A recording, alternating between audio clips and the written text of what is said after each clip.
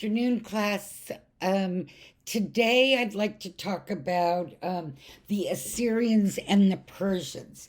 I don't know if I told you this, but the author, if I did, excuse me that I'm repeating myself, but the author of the book mentioned that even though some Western Civ classes begin with the Greeks, it's taken us a month to get up to them, but for good reason.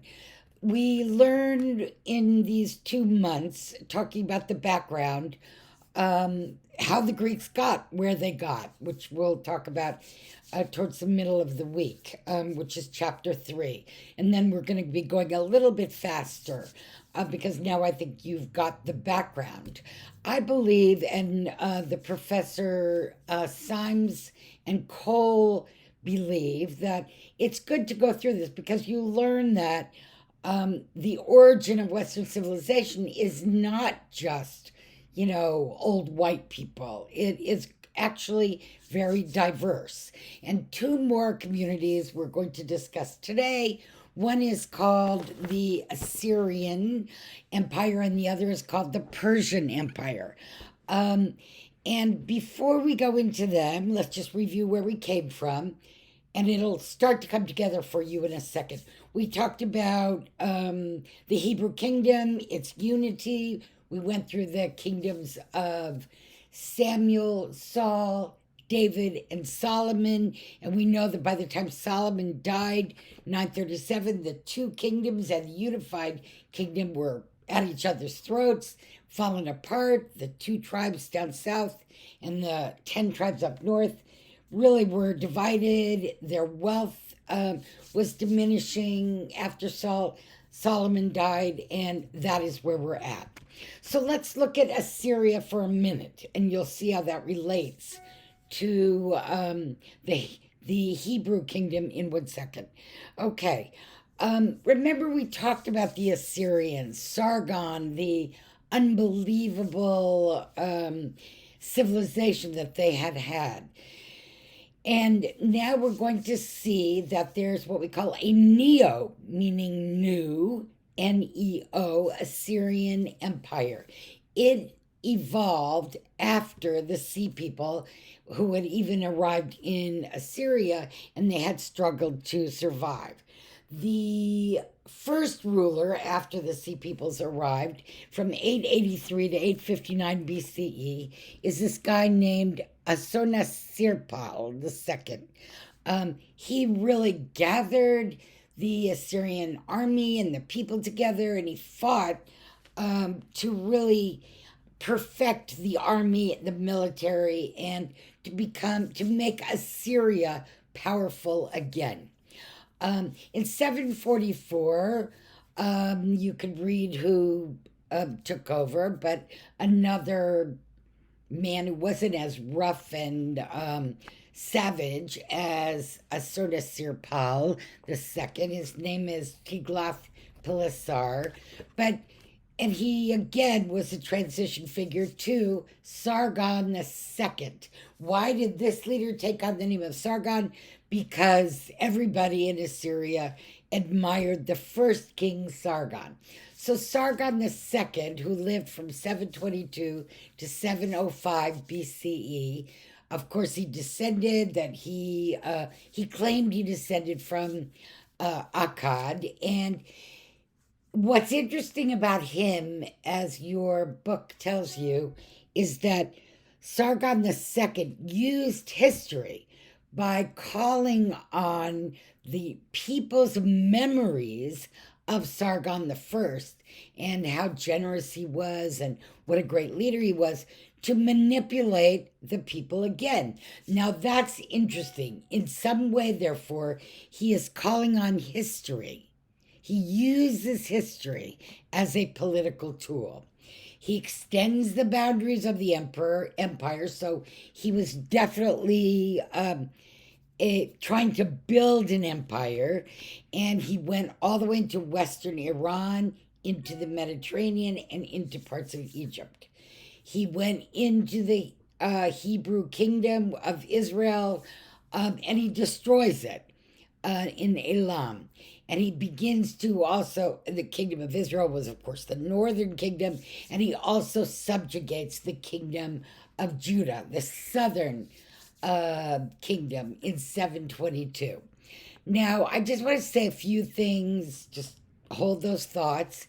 This was a military dictatorship. The king was the monarch. He told everyone that he was the earthly representative of the god Assur and its chief priest. He had oracles and priests. It was a huge bureaucracy. The good things he did, I guess you could say, is that he made it easier to travel in Assyria and to the new parts of the empire by establishing a roadwork. He also was interesting because he established a spy network, meaning that along those roads would be spies who moved out from the central authority of Sargon II to different towns, villages, and it was pretty extensive spy network. He did have law codes that also attempted to unite the country, which he claimed as a tribute to Hammurabi, which is also a way of using history, although his laws were much harsher. And it was extremely patriarchal, meaning very few rights for women. Okay, and in in Sargon II's mind, anybody who didn't accept the god of Assur would be an enemy. So even the people that he conquered, that were conquered in the lands that he conquered, and they were probably what are called henotheists, meaning they had many different gods, who knows, and they were forced to believe in Assur, which is, you know, you might, that would be difficult to force somebody to believe in a different sort of spiritual life than you have. And he forced tributes or taxes from all of the people that he governed, and he would, in fact, have his henchmen show up yearly to collect those taxes. He was known for mutilation, rape, mass deportations. He even had artwork that celebrated, you know, his ruthlessness. So what I want you to do is now look on your PowerPoint or look on page 62. You'll see where Assyria is. And if you look on page 63 or your PowerPoint, you can see that there's a picture or a frieze, a sculpture done on a wall of Neo-Assyrian, really, they call it Neo-Assyrian atrocities. And, excuse me, that standing army would be responsible for getting people in line by using these atrocities. He had a huge army, he had steel weapons, he had shock troops that were heavily armed, and he would lay siege on different communities that refused to kowtow to his rule. Excuse me. That's sort of the story of the terrible rule of the Neo-Assyrians, the new Assyrians. The legacy of Neo-Assyrian power, you could imagine, is hatred. And you could read in your book that from 704 to approximately 681 BC, Assyria was rebuilt, including Nineveh, and you can look at the names of them. There were many internal reforms, cleansings. They wrote modern editions of the Epic of Gilgamesh. They brought back the gardens in Babylon, which were called the Hanging Gardens of Babylon. So it became a period of, again, much richness, fullness, reform. And in the end, the Chaldeans, along with the Indo-European Medes, who were in Persia, really destroyed what remained of that Sargon, Neo Assyrian, vicious culture. And the Neo Assyrian Empire is destroyed really in approximately 627 BCE. And the Chaldeans also conquer the kingdom of Judah in 587 and 586. Full stop. Let's look at the Persians for a second at about the same time. The rise of the Persians occurs really after, look at your map so you know where they are. Persia is, of course, Iran today. And they really succeed the Neo Assyrian Empire and the Chaldeans. And the Persian Empire is going to last until today, really. It was very proud, it was quite different. And we're going to look then at the Persian Empire of, how many of you have heard of Cyrus the Great? He became ruler of all of the Persians in approximately 539. He threw off the lordship of the Medes, Medes. He actually conquered a place called Lydia and mined their gold and silver. So he got more and more wealthy. In fact, there's a great story, I think, that your book tells you, that story of how Cyrus invades Croesus, who was the head of Lydia, and there's the oracle has a bet about who's going to win, which civilization is going to survive, the Lydians or Croesus. What really happens is the oracle says, yeah, one of the empires in this battle is going to be destroyed and fall flat. It turns out it was Croesus, his empire, even though he took it to mean the opposite. So Croesus in Lydia launched a war against the Persians in 546, and loses. And then the Persians are going to annex Lydia, which has the first coins in the world are produced, silver and gold coins. And look at where it is on the map. And they're going to annex all of Lydia and all the wealth and the mines and the coins in 546 BCE.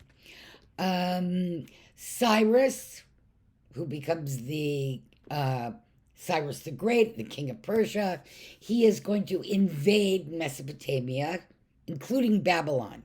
And who's in Mesopotamia and Babylon? All of those Hebrews that had been captured by the Neo-Assyrians. Remember, they were kicked out. All of that whole area of Judah and Israel, they were kicked out. They were in exile in Babylon and in Mesopotamia.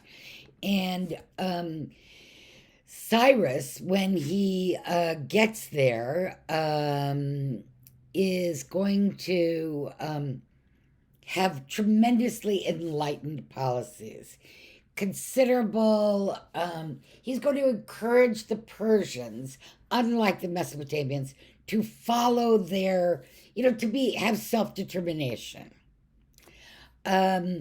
Culturally, what can we say about the Persians? They are very well read, very well educated. They are a ruler with a much lighter hand. And so they're going to really consolidate all their military gains. They're going to improve the state administration or the bureaucracy, which are going to be called satrapies. And they're going to allow people to, maintain their temples. Persepolis is going to be named the capital, which I want to stop here 1 second. Let me finish here. And they're going to build a royal road. That's all on your maps. So throughout the entire area of Persia, They're going to develop their own postal system that goes along the road. They're also going to have spy networks. They're going to try to expand into Greece in about 100 years. We'll talk about that later. And they have a model of imperialism or setting up the state, more light-handed, good bureaucracy, roads, postal, etc. That is going to last quite a while. And they have a reputation, of course, as I'm saying, for being quite tolerant and developing a very rich culture. Now, time out. I don't know if you've ever heard of this. It's funny, this reminded me of it because satraps, which sort of stands for like a city or a county bureaucracy. There's a woman named Satrapi who wrote a comic novel called Persepolis. It's fantastic. You can read it. It's fun to read, and it's about what happened with her family when they had to leave Iran. And so it's interesting. It's fascinating. I think her name is Julie Satrapi, very Persian name, and she talks about her own family's experience recently having to leave Iran. Now, one of the reasons I'm also kind of want to say something else. One of the other things that Cyrus did that makes him a hero to the Hebrew people is that, believe it or not, even though they'd been in exile all this time, when he took over Mesopotamia, 546, whatever, he took all the Hebrews, supposedly, that were living in Mesopotamia, whether they were from Israel, the north of Israel, the kingdom of Israel, or the south, Judah, and he moved them back to that kingdom, that area. And he took all those people that had been exiled from the Hebrew kingdom and brought them back. This is why many Hebrew people believe that Cyrus is a prophet. Technically, he's not religiously. However, historically, he's considered by many in the Hebrew kingdom as a prophet. He even, once he let them go back, set them free, let them go back out of captivity from the Neo-Assyrians who'd forced them into exile, he actually started to rebuild Jerusalem for them, gave them a head start, which is kind of interesting. Now, the thing I really want to say is that from this moment on, the ideas and the intellect and the arts of Persia are going to become a very significant civilization. The religious thinking of the early Persians is something called Zoroastrianism. And I don't know, how many of you have ever heard of the religion Baha'i? There's a Baha'i temple in Haifa, Israel, and there are Baha'i all around the world. They believe in sort of one world, one religion. They consider themselves, the